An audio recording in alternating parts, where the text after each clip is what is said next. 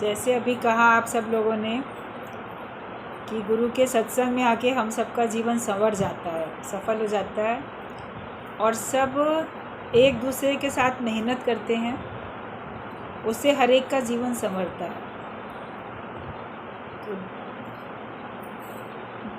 एक दूसरे के साथ मेहनत, जैसे गुरु हमारे साथ मेहनत करते हैं और हम अपने स्वयं के साथ मेहनत करते हैं। फिर गुरु का भी ये कहना होता है कि तुम अगर मान लो ना आओ, ना सुनो, तो हम किसको सुनाएं। तुलसी माता की ये बात हमेशा हम लोग बताते हैं कि वो जब सत्संग शुरू होने लगता था आते थे।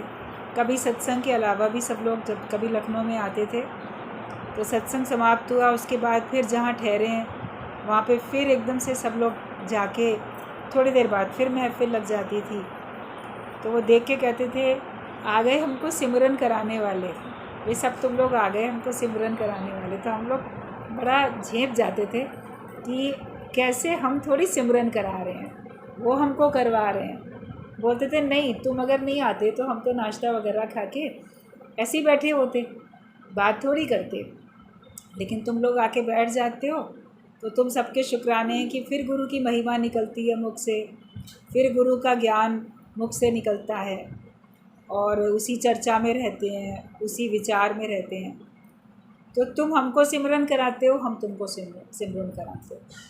तो ये अरस परस जो है वो मेहनत चलती रहती है और ये लगातार चलती रहनी चाहिए।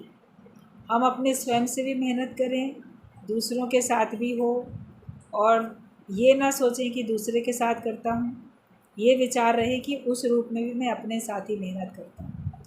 तब फिर, क्योंकि सुनता तो हमारा मन अधिक है, जिसको आप दूसरे को सुनाओगे तो वो तो सुनते सुनते ध्यान कहीं और भटकेगा भी, लेकिन सुनाने वाला तो जो सुना रहा है उसका ध्यान थोड़ी इधर उधर भटक जाएगा कि बोलते बोलते उसका ध्यान कहीं भटक गया, वो चुप हो गया, कुछ और सोचने लगा। ऐसा नहीं होता है।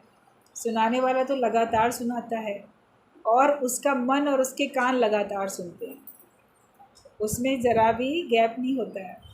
तो अपने को ही सुनाया जाता है, दूसरे को नहीं, लेकिन अपने को ही सुनाया जाता है, उसमें दूसरा फ़ायदा ले लेता है। तो जो ये मान के चलता है कि मैं अपने को सुनाता हूँ, तो उसके अंदर कभी भी अहम भाव नहीं आता। और मुख से तो हमेशा ज्ञान की चर्चा ही होनी चाहिए, मुख से कभी भी दूसरी बात हमारी निकले नहीं। हमारी जिह्वा सफल तभी है जब इससे भगवान की नाम की चर्चा हो, भजन कीर्तन हो, नाम की चर्चा हो, वरना हमारी ज़बान तो सारा दिन पता नहीं क्या क्या बोलती रहती है। तो इसके लिए गुरु हमको ज्ञान देके हर प्रकार से हमको संयमित कर लेता है, हर प्रकार से हमारे सारा मन, सारी इंद्रियां सबको संयमित कर देता है। और एक ऊपर से उसका ज्ञान है, ऊपर से उसकी छत्र छाया हमारे साथ है, जिससे कि हम अपने को सुरक्षित महसूस करते हैं। तो सदा इस ज्ञान में रहो, इस ज्ञान के दायरे में ही रहो।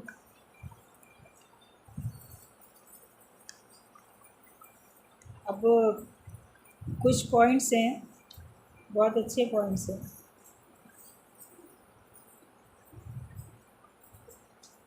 बोला गया है कि जिह्वा पाप की बातें करने में बहुत ही तत्पर रहती है, उसको संयत करना आवश्यक है।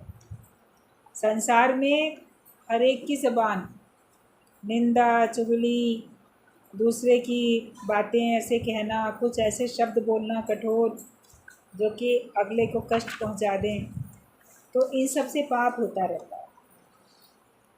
सरल बात बताते थे गुरुजी कि पाप और पुण्य क्या है।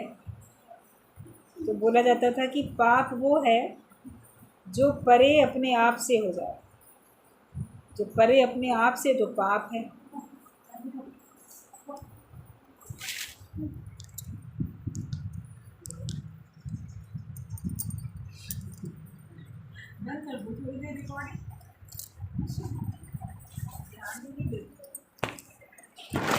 उसको बाहर करें, डिस्टर्ब होएगा ना, क्या करें कि हमारी जो ज़बान है वो, अक्सर लोग कहते हैं ना, कभी किसी की कोई निंदा करेगा, कोई बात करेगा, कभी झूठ बोल देगा, फिर पकड़ा जाएगा वो।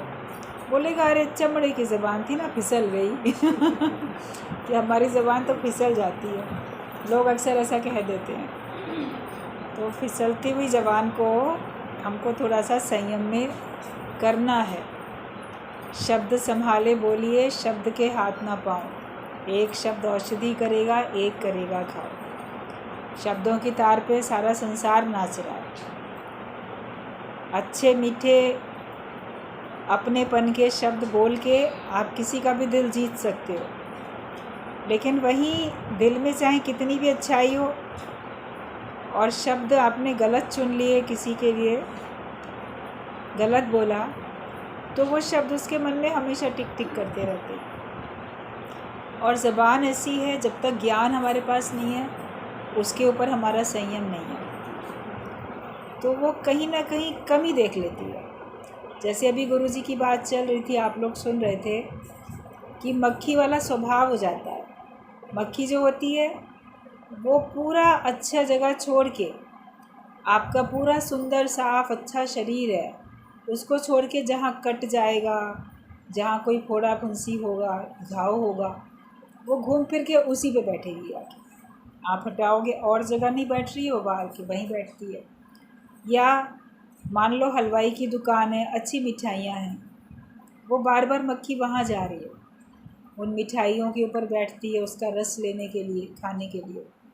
लेकिन तभी वहाँ से सड़क से जमादार का कूड़े का ठेला निकलता है, जिसमें भी वो अपना पूरा कूड़ा भर के ले जाता है। तो वो ऐसे पूरा ठेला ट्रक कुछ भी कूड़े का जा रहा है, तो वो क्या करेगी, मिठाई से उठ के और सीधा कूड़े के ढेर पे बैठ जाएगी जाके।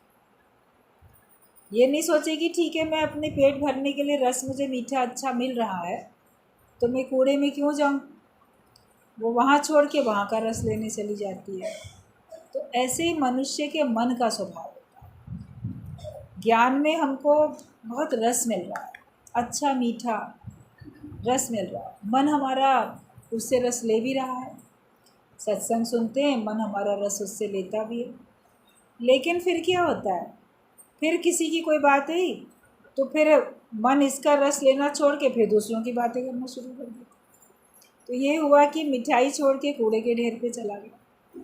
दूसरों की निंदा चुगली या कमी ढूंढ के बताना निकालना, ये सब बातें जैसे अपने मन को कूड़े के ढेर में ही ले जाना, उसमें सिवाय गंदगी के कुछ और तो मिलने वाला नहीं है। मन गंदा होगा, विचार गंदे हो जाएंगे, भाषा गंदी हो जाएगी, और दूसरे के साथ आपके संबंध जो पहले अच्छे थे वो अच्छे नहीं रहेंगे। सारे संसार में कहीं ना कहीं पूरे में सिस्टम ऐसा बना हुआ है कि आपकी बात छिपती नहीं, कहीं ना कहीं ब्रह्मांड में से घूम घूम के वहाँ तक पहुँच जाएगी। जिससे आप छिपाना चाहो वो बात आज नहीं तो कभी वहाँ तक पहुँच जाएगी। तब अगले के मन को कष्ट होगा, अगले के मन को तकलीफ़ होगी, तो हम ऐसा बोलें ही क्यों। गलत बोलने से हमारे अंदर की शांति, हमारे अंदर का सुख, प्रसन्नता सब घट जाती है। अच्छा ही बोलो, अच्छे ही कर्म करो, अच्छा ही बोलो, अच्छा ही सोचो, वरना पाप हो जाता है। और पाप की परिभाषा बताई सत्संग में कि जो परे है अपने आप से वो पाप, मतलब जो बातें, शब्द, विचार, कर्म जो हमको अपने स्वरूप से दूर कर देते हैं, जो मेरा अपना सत्य स्वरूप है, आत्मा का स्वरूप है, उससे मुझे दूर कर देते हैं। सत्य चित आनंद रूप में हूँ, ब्रह्म रूप में हूँ, मुझ में, आत्मा में और परमात्मा में कोई अंतर नहीं है। तो पाप वो है जो परे कर दे हमको अपने आप से, तो हम अपने सच्चे स्वरूप से दूर हो जाते हैं। द्वैत में आए, देह में आना, द्वैत में आना, द्वैत में आना तो पाप करना, तो जैसे नरक में जाना, अदर इज़ हेल बोला गया, दूसरा ही नरक है, दूसरा भाव ही नरक है। तो दूसरे भाव से हटके हमको अद्वैत भाव में आना है, अपनेपन में आना है। क्यों हम दूसरा दूसरा देखते हैं, कुछ आदत पड़ी होती है कि हमको गलत चीज़ों का रस लेने की आदत पड़ जाती है, तो अच्छी चीज़ें हमको शुरू में पसंद नहीं आती। धीरे धीरे ज्ञान में आते आते आपको ज्ञान में रस आने लगता है। तो जब ये रस आवे तो वो रस नहीं भावेगा। जिस जिसको भगवान के नाम में, भक्ति में, ज्ञान में मन लगेगा, रस आने लगेगा, बड़ा उसको सुख मिलेगा, तो फिर उसको संसार की बातों में रस नहीं आएगा, क्योंकि उसने एक बार ये सच का सौदा कर लिया और ये सच्चा जो रस था ये उसने पी लिया। दृष्टांत एक चलता है कि बच्चा था गरीब परिवार का, उसकी माँ के पास इतना दूध नहीं खरीद पाती थी कि गिलास भर के दूध पिलाए रोज़ बच्चे को। तो वो क्या करती थी, थोड़ा सा गिलास में दूध लिया और आटा घोला, पानी डाला, चीनी डाली, सफ़ेद सफ़ेद तो पूरा बन ही गया। वो उसको गिलास भर के पिला दिया करती थी, ले बेटा दूध पी। वो भी आराम से खुशी खुशी दूध पी के स्कूल चला जाए, नहीं तो स्कूल से जब बच्चे लौटते हैं शाम में तो उनको दूध पिला दिया जाता है कि चलो आए हो तुम पहले दूध पी लो, खाना खाओ, फिर शाम में तुम दूध पियो। तो वो ऐसे ही करती थी, बच्चे को वही स्वाद पता था। एक बार स्कूल ख़त्म होने के बाद उसको अपने दोस्त के साथ उसके घर जाना पड़ा, क्योंकि कुछ उसका होमवर्क छूटा हुआ था, उसको उससे कोई कॉपी किताब लेनी थी जो कि उसके घर में ही थी। बोला ठीक है पहले मेरे घर चलो और वहाँ से मैं तुम्हें अपनी कॉपी किताब दूंगा, उसमें से अपना होमवर्क पूरा कर लेना। तो जब गया वहाँ पे तो उसकी जो दोस्त की जो माँ थी उसने अपने बच्चे के लिए एक गिलास भर के दूध तैयार करके रखा था कि मेरा बच्चा स्कूल से आएगा तो उसे दूध देंगे। फिर देखा आज तो इसके साथ इसका दोस्त भी आया है। बोली बड़ी अच्छी बात है, तो वो 2 गिलास ले आई, एक अपने बेटे के लिए, एक अपने बेटे के दोस्त के लिए। तो उसने पिया तो बोला ये दूध है, दूध पियो। तो वो तो पूरा ही दूध का भरा हुआ गिलास था, उसके स्वाद में और जो आटा घोल के चीनी मिले हुए थोड़े से दूध पड़े हुए स्वाद में तो अंतर होगा ना। तो उसको बड़ा अच्छा लगा, वो बहुत स्वादिष्ट लगा। आया घर पे उसकी माँ ने फिर वही तैयार करके रखा था, उसका आटा घोला हुआ पानी दूध कह के वो उसको देने लगी, ले बेटा दूध पी ले। तो बच्चा कहता है कि नहीं ये दूध नहीं है, आज मेरे को असली दूध का स्वाद पता चल गया। तुम मुझे अच्छा दूध नहीं पिलाती हो, इसमें तुम क्या डालती हो, ये सही दूध नहीं होता। तो बोली हाँ, फिर बताया। बोला अब मैं ये नहीं पीऊँगा। तो उसको बच्चे को फिर पता चल गया ना कि ये सही नहीं है, मिलावट है इसमें, असली जो है उसका स्वाद ही अलग है। तो वो कहता है नहीं अब मैं ये नहीं पीऊँगा, ये असली दूध नहीं है, अगर मैं पीऊँगा तो वही पीऊँगा वरना मैं नहीं पीऊँगा। बच्चे ने तो साफ मना कर दिया। तो ऐसे ही जो ये संसार के रस हैं और जो ज्ञान का आनंद है, ज्ञान का रस है, तो ज्ञान का रस तो असली रस है। तो जब हमको ये रस पसंद आता है तो हमको माया के रस तो फीके लगने लगते हैं। अब मोहे फीका लगे संसार। आप देखो सचमुच में अब उतना इंटरेस्ट नहीं आएगा जितना पहले आता था। बड़े लिप्त रहते थे, बड़े अच्छा लगता था सब। अब लगेगा ये सब क्या, एक नाटक ही तो है, दिखावा ही तो है। असली तो हमारे अपने मन में ही सुख शांति सब हमारे अपने मन में है, बाहर तो कुछ भी नहीं है। तो असली चीज़ हमको मिल जाती है।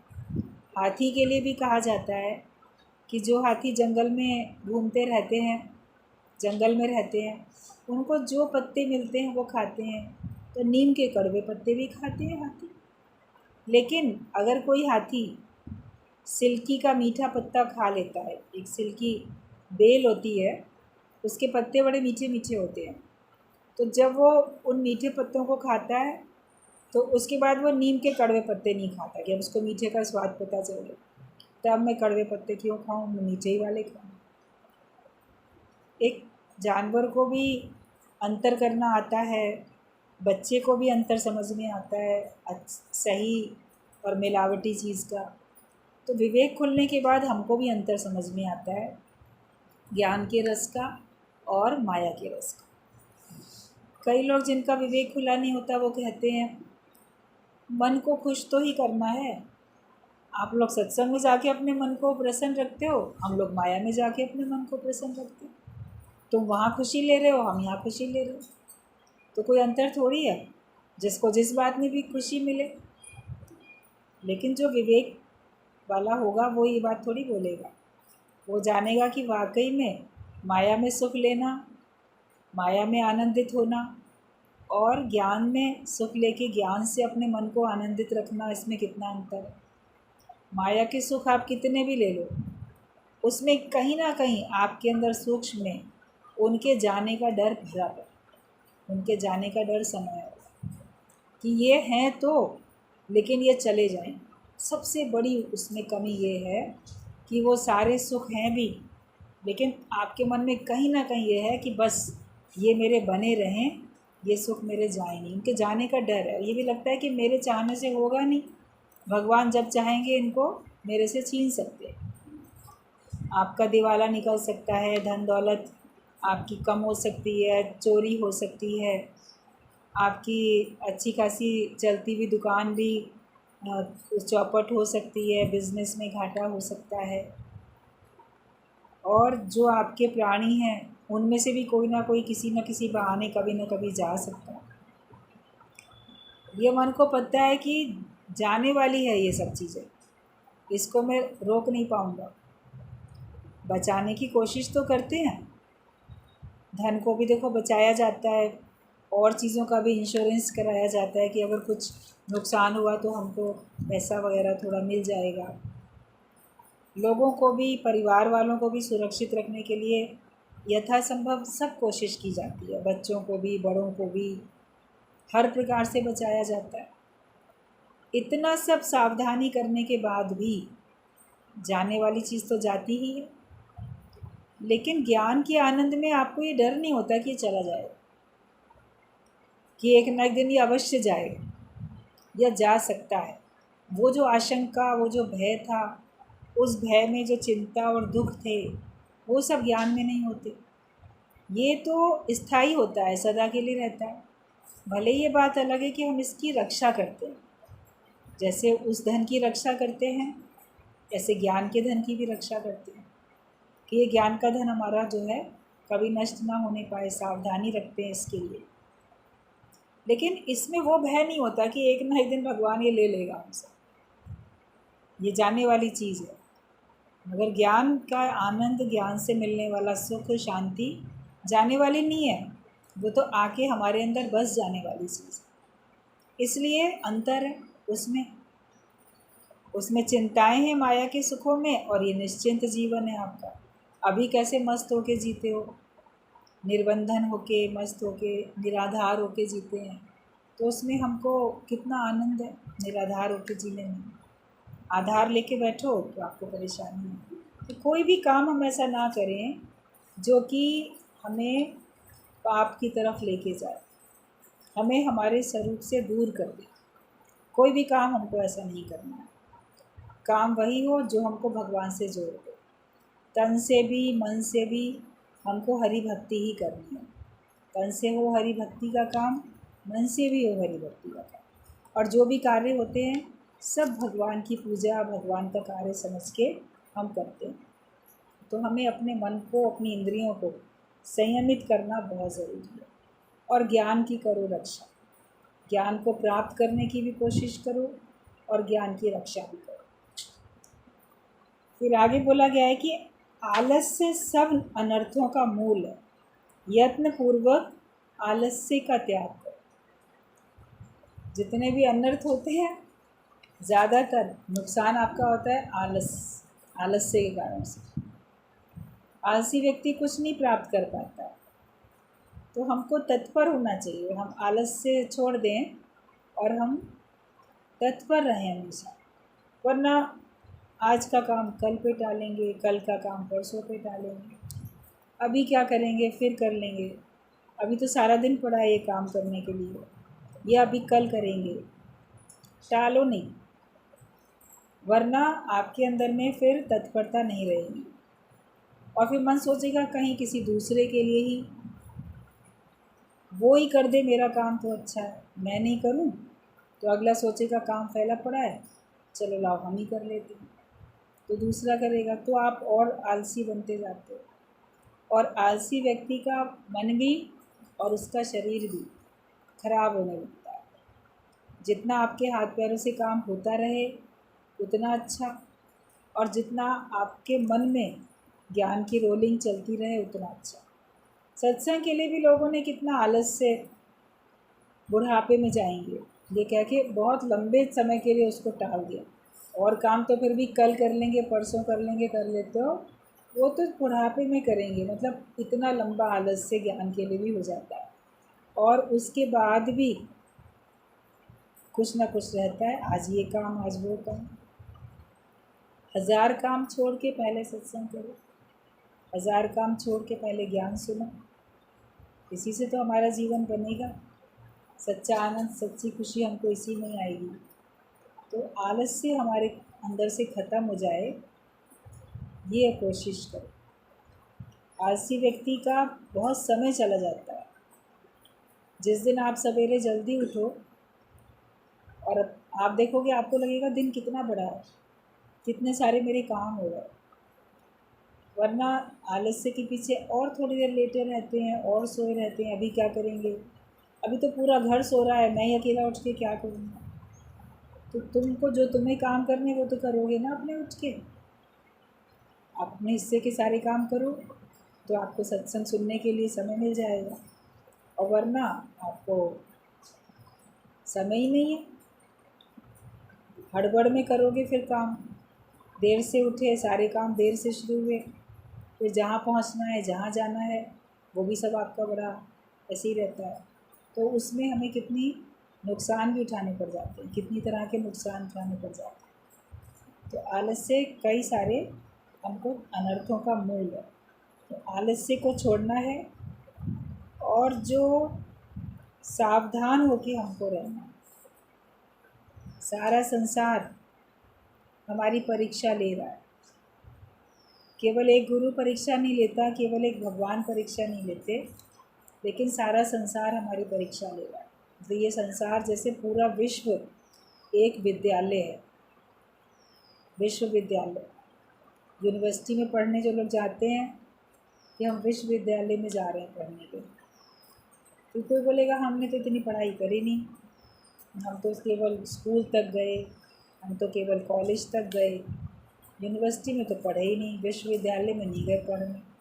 लेकिन गुरु बता देता है इस विश्व में बैठे हो तो यही पूरा विद्यालय, तो विश्वविद्यालय में तो तुम हो ही, उसमें तो कोई डिग्री मिलेगी, लेकिन इसमें तो आपको पल पल में परीक्षा होगी, पास होना है। इसमें आपको मुक्ति की डिग्री मिलेगी, उसमें वो डिग्री मिलेगी कि आप अच्छी कोई नौकरी पा सकते हो। लेकिन यहाँ आपको भगवान की सेवा मिल जाएगी, आपको मुक्ति मिल जाएगी। और इसमें होती है परीक्षा, वहाँ तो एक बार फाइनल एग्ज़ाम हुए, आपको रिज़ल्ट मिल गया।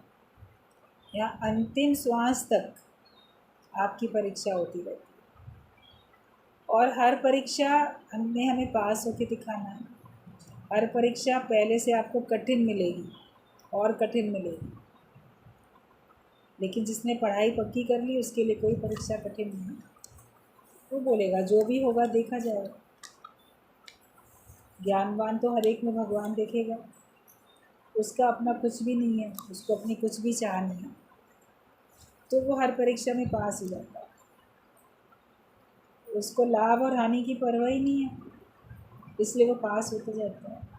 मन को मोड़ना है, और अगर कभी फेल होते भी हो तो फिर ज्ञान पक्का करो। कोई कारण सामने आता है गिरावट का, कभी कामना का कारण सामने आएगा, क्रोध का, लोभ का, मोह का, अहंकार का, तो उसमें हमें पास होके दिखाना कि कैसे हमारा जो कारण आए हम हर परीक्षा में पास हो जाए। पल पल में ज़िंदगी इम्तिहान लेती है, पल पल में हमारी परीक्षा होती है। अर्जुन को जिस समय भगवान ने कहा कि जाके देवलोक में जाके वहाँ से नृत्य की, गायन की, सबकी शिक्षा लेके आओ, अब इतना वीर योद्धा भगवान ने ऐसे कह दिया कि चलो तुम वो सिखाओ जाके। वो सोचेगा मैं कितना वीर पुरुष हूँ, क्षत्रिय हूँ, मैं भला ये नाच गाना बजाना ये सब सीख के क्या करूँगा? ये सब महिलाओं के काम है, पुरुषों के काम थोड़ी। लेकिन भगवान की आज्ञा मान के बोला ठीक है, जाते हैं, सीख के आते हैं। वे काम आती है विद्या कभी ना कभी, कोई ना कोई। तो भगवान की बात मान के वो गया सीखने के लिए। तो वहाँ पे इंद्रलोक में उसको सब प्रकार के गंधर्वों ने, और इसने उर्वशी जो वहाँ की अप्सरा थी, तो बहुत इसने सिखाया सब लोगों ने, और इसने बड़े मनोयोग से सब कुछ बहुत अच्छा सीख लिया अर्जुन। तो उसकी इतनी तत्परता, एक निष्ठा सब देख के उसके ऊपर उर्वशी जो थी वो आकर्षित हो गई। अप्सरा थी बहुत सुंदर। तो वो उसके पास एक बार जाती है, जब जब पूरा भी हो गया उसका, सब सीख लिया उसने, तो वो जाती है। तो वो कहती है कि मैं जो हूँ आपसे कुछ मांगना चाहती हूँ। अपना प्रेम ऐसे प्रदर्शित करने के लिए तरीके से बोलती है। तो वो बोलता है हाँ बताइए। तो वो कहती है कि मैं आपसे आपके जैसा एक पुत्र चाहती हूँ। मतलब उसने अपनी भावना उसके सामने इस तरह से रखी कि मुझे तुम स्वीकार कर लो और मेरे को एक पुत्र मिल जाएगा, बेटा हो जाएगा मुझको। तो उसका मतलब तो वो समझ गए अर्जुन कि वो क्या चाहती, क्या है, क्या कहना चाहती है। तो कहा कि मैं जब पुत्र चाहती हूँ, आपके जैसा एक पुत्र चाहती हूँ। तब अर्जुन ने कहा कि मेरे जैसा पुत्र, पता नहीं पुत्र हो मेरे जैसा कि ना हो, और कितना समय भी उसमें लग सकता है, कब हो। लेकिन अगर आप मेरे जैसा पुत्र चाहती हैं तो मैं आपकी ये चाह ज़रूर पूरी करूँगा कि आप आज से, अभी से मुझे ही अपना पुत्र समझ लीजिए। आप मेरे जैसा पुत्र चाहती हो ना, मेरे जैसा दूसरा पता नहीं होगा कि नहीं होगा, इसलिए मैं ही आपका पुत्र हूँ। आप उनको माता कह के प्रणाम किया और कहा माता आप आज से मुझे अपना पुत्र समझिए, मैं ही आपका पुत्र, मेरे जैसा पुत्र मिल गया आपको, मैं ही मिल गया आपको पुत्र रूप में। उसको बड़ा क्रोध आया, वो क्या चाहती थी और क्या उसने कह दिया, तो उसे बड़ा क्रोध आता है। और जब क्रोध आता है तो बल्कि वो उसको श्राप दे देती है। और जब श्राप दे देती है कि तुम जो हो बहुत अपने आप को समझते हो, और ऐसा तुमने कह दिया कि जाओ अब तुम जो हो बिल्कुल ऐसे हो जाओ, शक्तिहीन हो जाओ, नपुंसक हो जाओ। तब फिर सारे बाकी देवता वगैरह आके अर्जुन के तो इस बात से, भावना से बड़े प्रसन्न होते हैं, और फिर उर्वशी को भी समझाते हैं। तो कहते हैं कि इसका भाव कितना अच्छा है, और ऐसे तुमने कह दिया गलत बात है, उसको समझाते। तो फिर उसमें वो बाद में संशोधन हो जाता है कि ठीक है, कभी एक साल के लिए तुम ऐसे हो जाओ। तो वो भी उसको बाद में वरदान के रूप में लग गया, तो वो आ जाता है। तो जैसे कहा जाता है कि कामना का कारण सामने आया, मगर अर्जुन ने कामना को जीता। वरना सुंदर अप्सरा अगर प्रेम का निवेदन लेके आएगी तो कोई भी पुरुष उसमें आकर्षित होकर गिरेगा। लेकिन अर्जुन ने अपना शक्ति जो उसकी थी, उसने उसको संयमित रखा, और कामना का कारण आने पर भी वो गिरा नहीं। तो ऐसे ज्ञान से, अगर हमारे पास, सबके पास ज्ञान है, शक्ति है, हम अपने को जो ठान लेते हैं, जैसा भी हम संकल्प कर लेते हैं, तो वो कारण सामने आता है। आते रहते हैं, संसार है, आपको हर समय कोई ना कोई कारण सामने आता रहेगा, लेकिन आपका मन फिर कभी गिरेगा नहीं। अंदर से पहले मन गिरता है, फिर हम वैसा ही एक्शन करते हैं, हम तन से भी फिर गिर जाते हैं, दूषित हो जाते हैं। तो हमें अपने मन को जीतना, और कारण आए, ये नहीं कि कारण आता है तो हम गिर जाते हैं, कारण तो आते ही रहेगा, रहते ही हो संसार में। संसार में तो परीक्षा होती ही रहती है, कहीं कुछ कहीं कुछ। और जो जीत लेता है वो जीतेंद्रिय बन जाता है। कैसी भी कोई बात सामने, कामना का कारण सामने आए, क्रोध का कारण सामने आता है, लोभ का आता है, मोह का आता है, अहंकार का कारण सामने आता है, लेकिन ज्ञानी उन सबको जीतते चलता है। और फिर भगवान ने तो उसको ये सब सिखाया ही था, बोला ही था सीखने के लिए। वो भी भगवान की उसको जो मिला श्राप, तो अज्ञातवास में वो सब उनके काम है।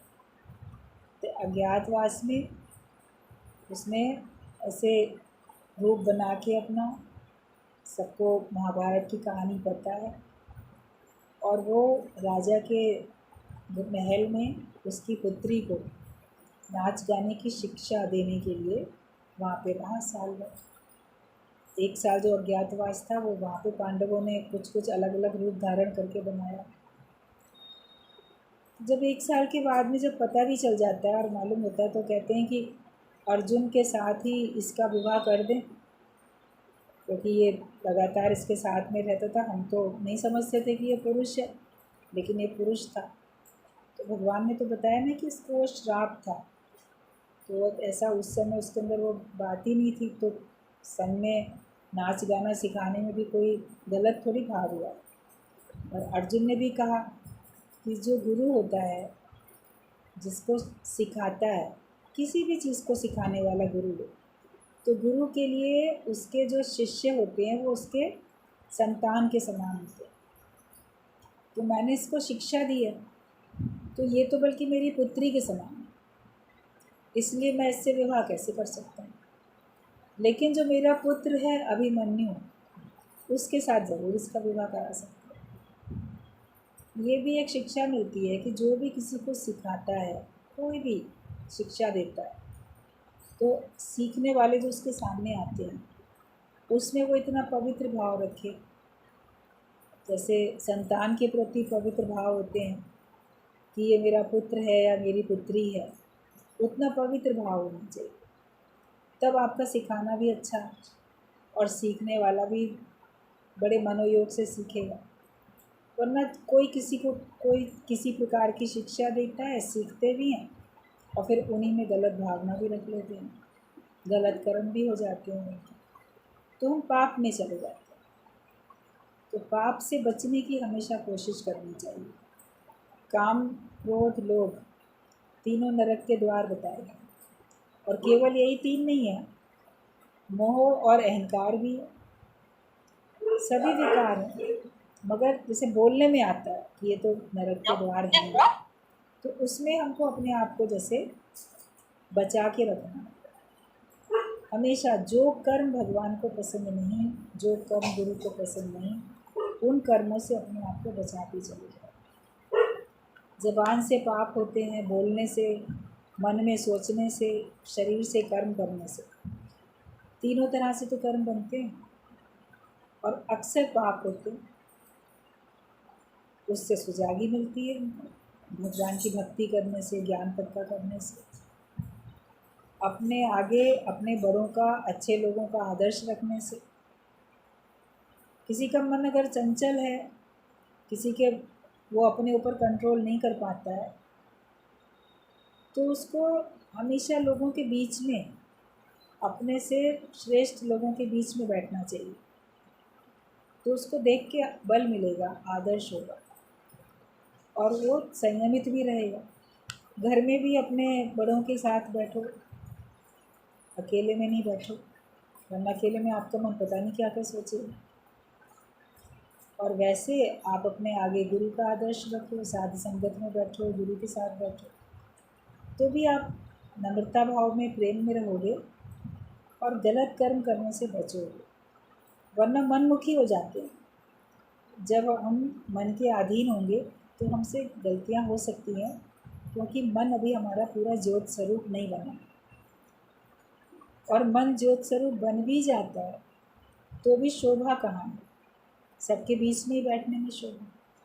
ब्रह्मज्ञानी अकेले बैठे तो भी मुक्त है, लेकिन उसकी शोभा तो सत्संग में, साध संगत में, सबके साथ बैठने में है ना। वो सबको ही ज्ञान बताएगा, फिर अकेले ही बैठ के क्या करेगा।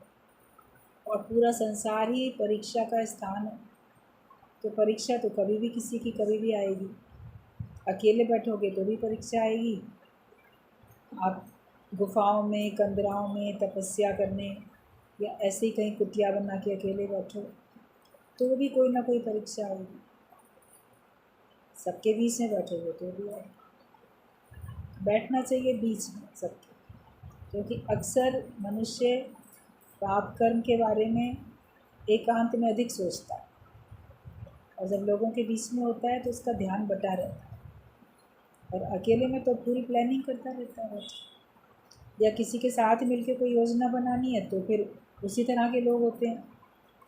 लेकिन गुरु के साथ मिलके बैठोगे, साधु संगत के साथ बैठोगे तो कौन सी योजना बनाओगे? कोई पाप की योजना थोड़ी बनेगी, तब तो हमारी पुण्य की अच्छे अच्छे कर्मों की योजना बनेगी। और गुरु का तो कहना होता है कि आए हो तो सैर करो और मेले में रहो, तुम्हें अकेले में रहने की ज़रूरत ही क्या है। जब गुरु का, साधु संगत का परिवार हमारे पास इतना अच्छा है, और भी सारे संसार में आपका अड़ोस पड़ोस, आपका अपना परिवार सब है, तो आप सबके साथ हिल मिल के प्यार से ही रहो। मनुष्य तो वैसे भी सामाजिक प्राणी बोला जाता है, सबके साथ ही सबका सहयोग जो होता है वही सबकी उन्नति के लिए सहायक होता है। तो अकेला चना भार नहीं फोड़ सकता, कहावत बनी हुई है।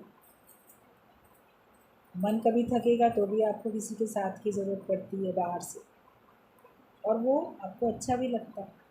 अपने निश्चय से तो ज्ञानी अकेले से मस्त है, लेकिन व्यवहार के लिए, कर्म के लिए, और ख़ास करके गलत काम से बचने के लिए उसको अच्छी कंपनी में रहना बहुत ज़रूरी है।